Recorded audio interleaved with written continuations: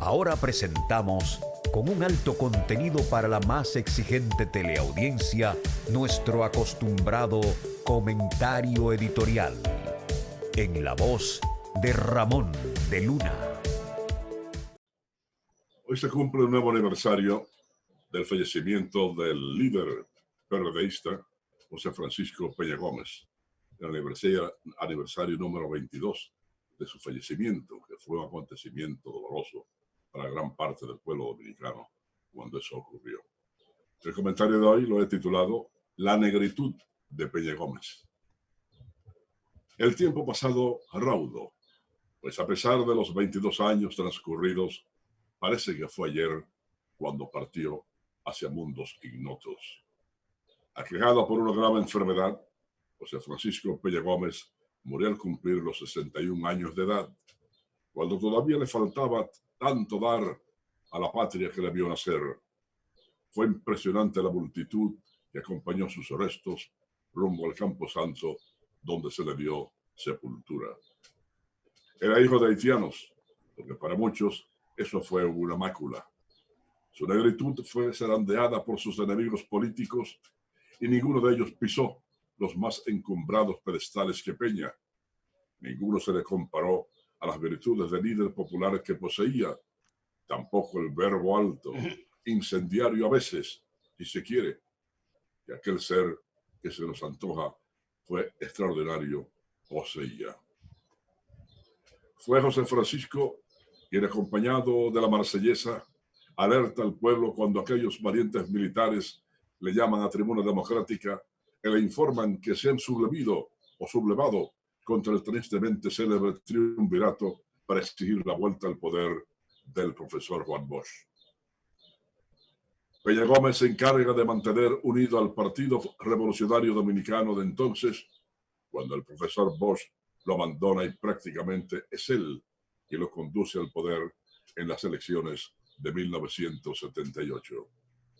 Solo una vez estuvimos junto a Peña y un servidor, lo que ocurrió en la explanada frontal del cementerio de la calle 30 de marzo, estando a la espera del cortejo fúnebre de la señora madre del expresidente Salvador Jorge Blanco. Pero muchas veces que nos vimos precisados a salir en defensa de aquel carismático hombre.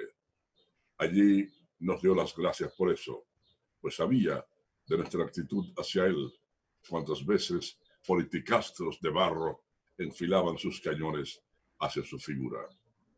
En el plano internacional, ninguno de sus detractores pisó los escenarios en que brilló Peña junto a líderes mundiales como Olof Palme, Mario Soares y otras connotadas figuras de la política universal.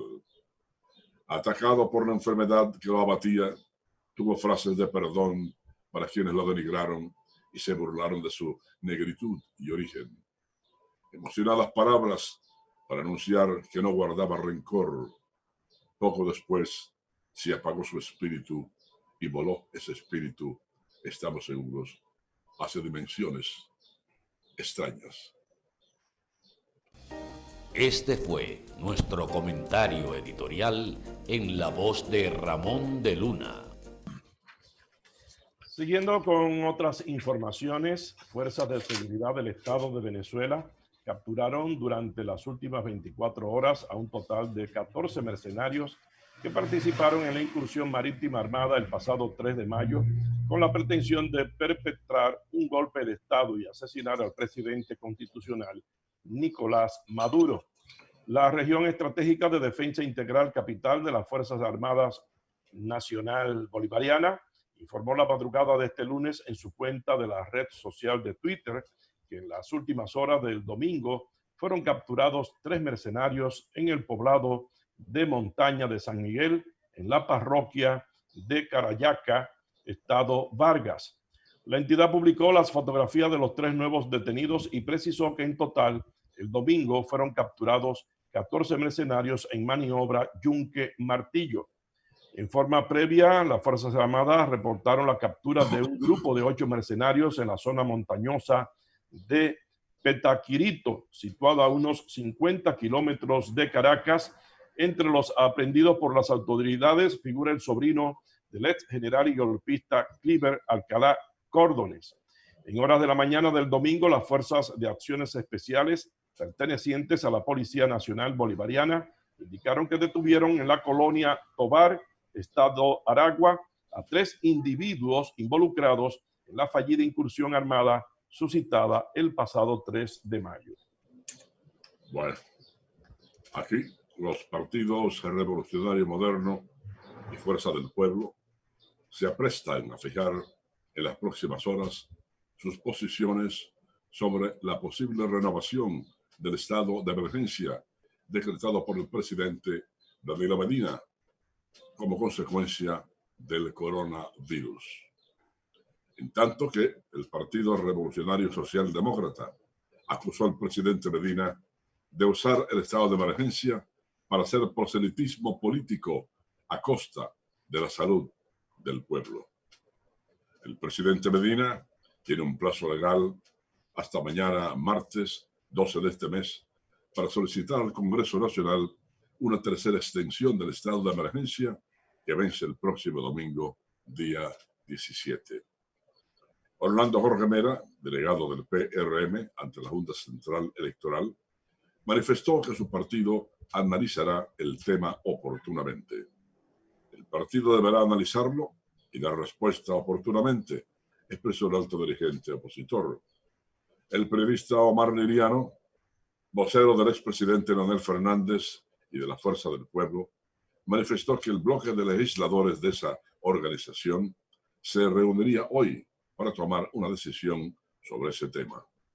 Analizarán los informes del ministro de Salud Pública, Rafael Sánchez Cárdenas, sobre la situación sanitaria del país y la posición de los sectores productivos de la República Dominicana.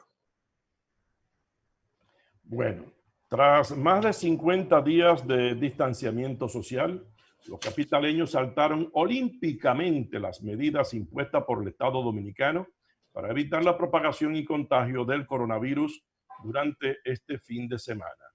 No solo se trata de la cuarentena, ya las redes sociales se están llenando de videos donde personas hacen caso omiso al toque de queda y enfrentan a las autoridades.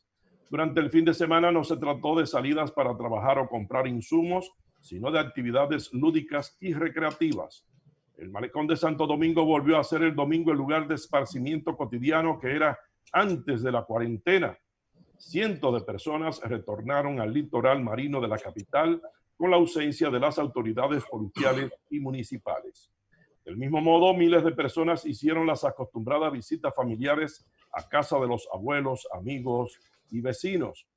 Por otro lado, los salones de belleza y las barberías retornan a una normalidad de puerta frontal cerrada, pero abren por puertas traseras, con cita y sin cita, pero sin el seguimiento ni consentimiento de las autoridades. Creemos que los dirigentes de la oposición en nuestro país deben pensarlo muchas veces de oponerse a que el gobierno dicte un nuevo periodo de estar en las casas, este periodo también del toque de queda. Porque miren ustedes, señores, en la ciudad china de Wuhan, donde el coronavirus surgió por vez primera a fines del año pasado, se ha detectado un nuevo foco de la enfermedad. Wuhan reportó este lunes 5 nuevos casos de COVID-19, después de confirmar el domingo la primera infección desde el 3 de abril. Las autoridades indicaron que el pequeño foco de nuevos casos se dio en un mismo complejo residencial. En las últimas semanas, China ha relajado las restricciones impuestas a la población para controlar la propagación del virus y los casos habían estado disminuyendo. Expertos y funcionarios de la salud han advertido que a medida que los distintos países emerjan de las estrictas medidas de confinamiento adoptadas y la gente empiece a moverse con mayor libertad, es probable que aumenten las infecciones. El pequeño foco en Wuhan es el primero que surge desde el fin del estricto confinamiento de la ciudad el 8 de abril pasado.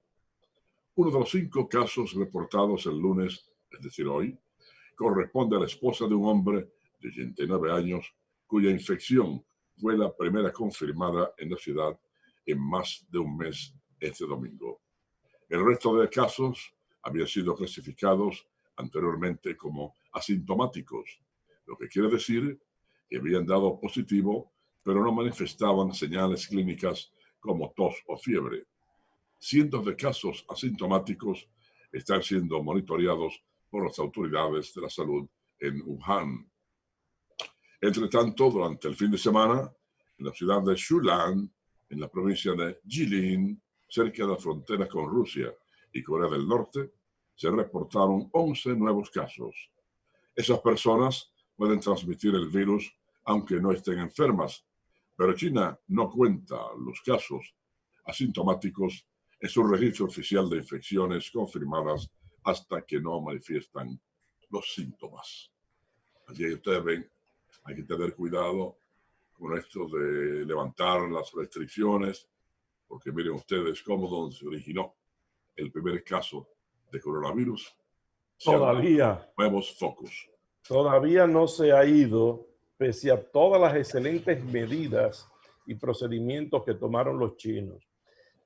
El gobierno no ha decidido todavía, según informaciones, no ha decidido si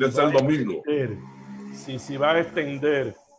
Y el presidente esta tarde, por cierto, se reunió con los grupos empresariales, escuchándolo y viendo el aspecto económico, porque es un aspecto vital para la supervivencia humana, el dinamismo del trabajo económico, la producción, los servicios, etcétera. Y él estuvo escuchando esta tarde las distintas ideas que tienen los empresarios y están evaluando la situación. Yo creo que hay que extender esta situación de emergencia y las restricciones. Es lo que yo creo. Y es más, creo que hay que hacerla más dura.